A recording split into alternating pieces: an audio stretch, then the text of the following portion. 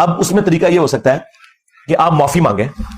हाँ, आपने माफी मांग ली, अगले बंदे ने माफी नहीं दी, तो इंशाअल्लाह अल्लाह से उम्मीद है क़यामत के दिन अल्लाह ताला उस बंदे को कोई ना कोई मदनी रिश्वत देकर, यानी कोई जन्नत का इनाम देकर राजी कर लेगा कि इसको माफ कर दो, क्योंकि आप अपना काम कर चुके हैं। अल्हम्दुलिल्लाह रब्बिल आलमीन वस्सलातु वस्सलामु अला रसूलिल करीम। किसी ने खूब कहा था कि अकल जितनी छोटी होगी ज़बान उतनी लंबी होगी। यही हाल मिर्ज़ा जहलमी का है कि जिसकी लंबी ज़बान से आम मुक़द्दस हस्तियाँ तो दरकिनार, अल्लाह और उसके रसूल की ज़ात भी महफूज ना रह सकी। कई बयानात में ये अल्लाह और उसके रसूल की तौहीन का इर्तिकाब कर चुका है और इसकी ये आदत है कि ये तंज़िया अंदाज में बात करता है और ये तंज़ बुज़ुर्गों से शुरू होकर अल्लाह और उसके रसूल की ज़ात पर ख़त्म होता है। और इसका तरीक़ा वारदात ये है कि ये कम शान वाली मुक़द्दस हस्ती के मुकाबला में बड़ी शान वाली मुक़द्दस हस्ती को पेश करता है और ये कहता है कि जो कम शान वाली मुक़द्दस हस्ती है वो तो शाही कोई नहीं। मिसाल के तौर पर बुज़ुर्गों को नबियों के मुकाबले में पेश करेगा और कहेगा बुज़ुर्ग तो शाही कोई नहीं है, और इसी तरह सहाबा किराम को नबियों के मुकाबले में पेश करेगा और कहेगा सहाबा तो शाही कोई नहीं है। इसी तरह इमाम हसन रज़ियल्लाहु ताला अन्हु के बारे में ये अपने बयानात में कह चुका है कि इमाम हसन ते शाही कोई नहीं।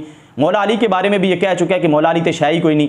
और इसी तरह नबी करीम सल्लल्लाहु ताला अलैहि वसल्लम के बारे में भी कह चुका है कि वो तो शाही कोई नहीं। और मिर्ज़ा जहलमी के जो फॉलोअर्स हैं वो ये कहते हैं कि हमारे बाबा ने ये कहा है कि इमाम हसन और मौला अली तो नबी के मुकाबले में शाही कोई नहीं। हालांकि उनको ये सोचना चाहिए कि वो नबी के मुकाबले में आए कब।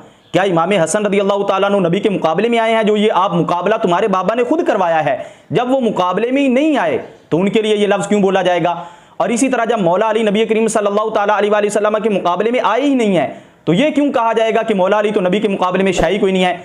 और इसी तरह जब नबी अल्लाह के मुकाबले में आई कोई नहीं है तो नबी के लिए ये लफ्ज़ क्यों बोला जाएगा कि नबी तो शाही कोई नहीं? तो इससे पता चला ये खुद मुकाबले में लेके आता है, ये खुद तकाबुल करता है और तकाबुल करने के बाद ये कहता है वो तो शाही कोई नहीं है। ये इसका तरीका वारदात है। मिर्ज़ा जहलमी का जो बयान आपने समाअत किया उसका खुलासा ये है कि ये कहता है कि अगर आपने किसी से माफ़ी मांग ली और उसने माफ़ी नहीं दी तो अल्लाह से उम्मीद है कि क़यामत के दिन अल्लाह इस बंदे को कोई ना कोई मदनी रिश्वत देकर, यानी जन्नत का इनाम देकर राज़ी कर लेगा। अब इसने रिश्वत की निस्बत अल्लाह ताला की तरफ की और उस रिश्वत को मदनी कहा और रिश्वत का माना इसने इनाम किया। अब मिर्ज़ा के मानने वालों से मेरा पहला सवाल यह है कि रिश्वत का माना इनाम ये लुगत की किस किताब के अंदर लिखा है? तुमने उसका हवाला पेश करना है। ज़ाहिर है तुम्हारे बाबा का कौल जो है वो बिला दलील मोतबर नहीं होगा और ना उसका कौल हमारे लिए हुज्जत है। दूसरा मेरा ये सवाल है कि रिश्वत का लफ्ज़ जो कि हराम काम के लिए बोला जाता है, क्या वो लफ्ज़ अल्लाह ताला की ज़ात के लिए इस्तेमाल करना अल्लाह ताला की तौहीन नहीं है? और फिर जो इसने मजाक में रिश्वत को मदनी कहा, और मदनी का क्या मतलब है? वो रिश्वत जो कि मदीना वाली है, क्या उस रिश्वत की मदीना शरीफ की तरफ निस्बत करना ये मदीना शरीफ की तौहीन नहीं है? और फिर जो इसने रिश्वत का माना इनाम किया अपनी तरफ से, हालांकि इसका माना तो इनाम बनता ही नहीं है। मैं इससे ये दलील का मुतालबा करता हूं कि तुम इस पर बुखारी और मुस्लिम से दलील पेश करो कि तुम कहते हो कि हमारा गुरु जो है वो तो कुरान और सुन्नत का हवाला पेश करता है, रिश्वत का माना इनाम, इस पर कुरान और सुन्नत का हवाला पेश करो।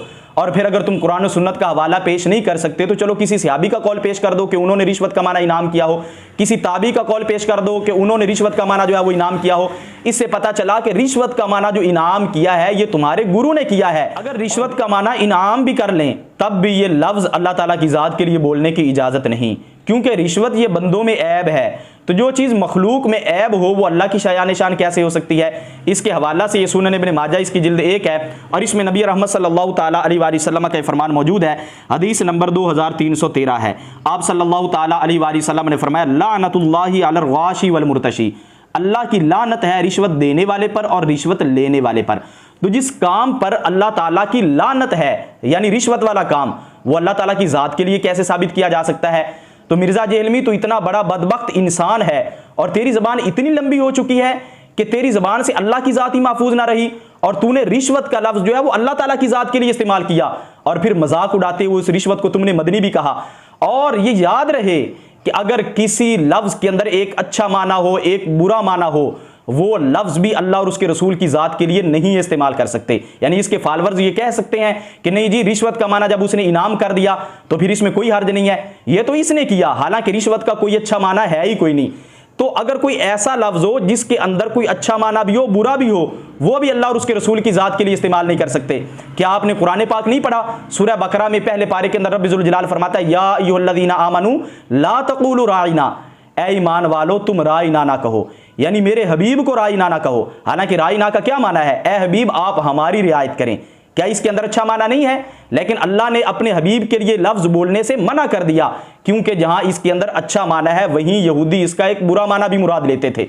तो जिस लफ्ज के अंदर अच्छा माना हो, ये कुरान से हमें ज़ाब्ता मिल गया, और एक बुरा माना भी हो, वो लफ्ज जब अल्लाह के रसूल के लिए इस्तेमाल नहीं किया जा सकता तो अल्लाह के लिए कैसे इस्तेमाल किया जा सकता है?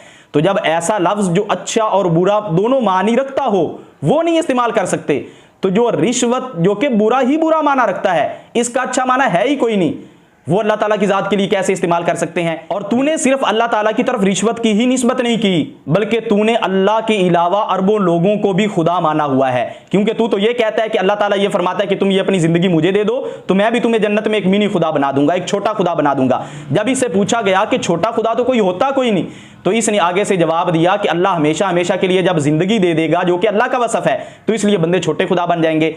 मिर्जा सुन, अगर कोई वसफ बंदों के अंदर आ भी जाए, बंदे फिर भी बंदे रहते हैं, खुदा नहीं बनते। इस तरह तो फिर तुम्हारे कायदे के मुताबिक तो सारे दुनियादारी खुदा हैं। क्यों? क्योंकि अल्लाह ताला का एक वसफ है रऊफ और रहीम, जो कि कुरान पाक के अंदर मौजूद है, और यही वसफ नबी करीम सल्लल्लाहु ताला अलैहि वसल्लम के लिए भी है, जो कि 11वें पारे के अंदर बयान किया गया।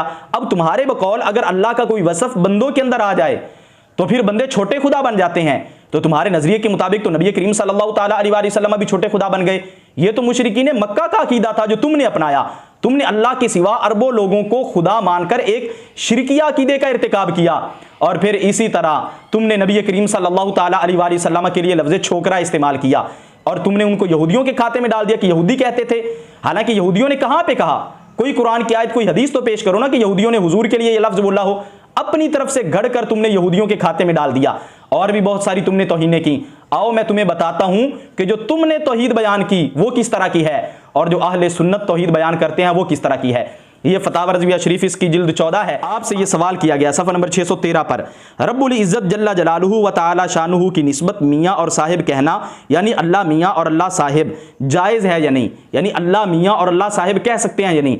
तो आपने फरमाया हज़रत रब्बुल इज़्ज़त अज़्ज़ा जलालुहु पर लफ्ज़ साहिब का इतलाक़ जायज़ बल्कि हदीस में वारिद है, क्योंकि नबी करीम सल्लल्लाहु ताला अलैहि वसल्लम ने फरमाया अल्लाहुम्मा अंतस साहिबु फिस सफ़री वल खलीफतु फिल माली वल अहल।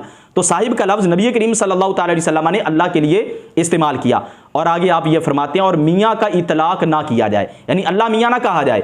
क्यों? आप फरमाते हैं कि वो 3 माना रखता है, उनमें 2 रब्बुल इज़्ज़त के लिए मुहाल हैं, मियाँ आका और शौहर, और मर्द औरत में जिना का दलाल। इन 3 मानी में ये लफ्ज़ इस्तेमाल होता है, लफ्ज़ मियाँ, लिहाजा इतलाक़ ममनू। तो आला हज़रत रहीमहुल्लाह ने फरमा दिया अगरचे मियाँ का माना आका भी आता है, एक अच्छा माना भी है, लेकिन इसके 2 मानी ऐसे हैं जो अल्लाह की शान शान नहीं। तो अच्छा माना भी अगरचे इसका है, तो ये लफ्ज़ फिर भी अल्लाह की ज़ात के लिए इस्तेमाल नहीं किया जा सकता। ये तौहीद है ना, ये कि तुम रिश्वत का लफ्ज़ इस्तेमाल करके उसका माना कोई और करके अल्लाह की ज़ात के लिए वो लफ्ज़ इस्तेमाल कर दो।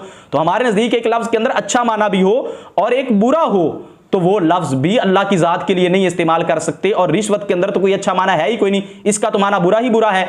और इसके हवाले से ये फतावा शारी बुखारी इसकी जिल्द 1 है, इसमें मुफ्ती शरीफुल हक अमजदी रहमहुल्लाह आप इसके सफ़ा नंबर 233 पर ये इरशाद फरमाते हैं, जिस लफ्ज़ के चंद माना हों और कुछ माना खबीस हों, यानी कुछ मानी अच्छे भी हों और कुछ माना खबीस हों, आप फरमाते हैं और वो लफ्ज़ शरअ में वारिद ना हो तो उसका इतलाक़ अल्लाह अज़्ज़ा व जल्ला पर मना है। तो किसी लफ्ज़ के अंदर अच्छा माना भी हो और एक खबीस माना भी हो तो वो लफ्ज़ अल्लाह की ज़ात के लिए इस्तेमाल नहीं कर सकते। अहले सुन्नत तो इतनी ज़्यादा एहतियात करते हैं, और तुमने वो लफ्ज़ जिसके अंदर बुरा माना है, अच्छा माना है ही कोई नहीं, जबकि वहाँ पे रब्बुल जलाल तो फरमा रहा है तुमने मेरे हबीब को राई ना नहीं कहना, हालांकि अच्छा माना भी था लेकिन बुरे माना के एहतिमाल की वजह से अल्लाह ने मना कर दिया। तो जब अच्छे माना वाला लफ्ज़ जिसके अंदर बुरे माना का एहतिमाल हो वो नहीं बोल सकते, तो जिसका माना ही बुरा है वो लफ्ज़ अल्लाह की ज़ात के लिए कैसे बोल सकते हैं? और फिर तुमने अपनी तरफ से इसका माना जो है वो इनाम कर दिया। तो लिहाजा मरने से पहले ए मुसलमान इस पे कर ले गौर, मिर्ज़ा की तौहीद और है, सहाबा की तौहीद और।